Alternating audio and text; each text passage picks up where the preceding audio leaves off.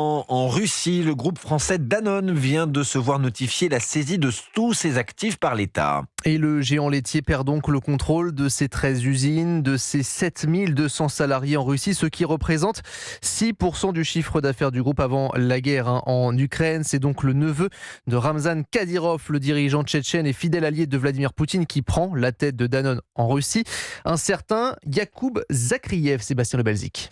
Oui, il a 32 ans et déjà une longue carrière à son actif. Yakoub Zakriev, vice-premier ministre, ministre de l'Agriculture, maire de Grozny et surtout proche conseiller de son oncle, le sulfureux Ramzan Kadyrov, dont les milices combattent aux côtés des troupes russes en Ukraine. Le dirigeant tchétchène, sous le coup de multiples sanctions internationales pour ses violations des droits de l'homme, a toujours l'oreille de Vladimir Poutine. Et c'est donc son neveu qui prend la tête de Danone en Russie. Un véritable braquage qui a eu lieu en un décret et quelques signatures ces derniers jours, permettant à Moscou de mettre la main sur tous les actifs de la branche russe du géant français de l'agroalimentaire, estimé, selon nos informations avant la guerre, à 1 milliard d'euros. Tout cela sans aucune contrepartie, évidemment.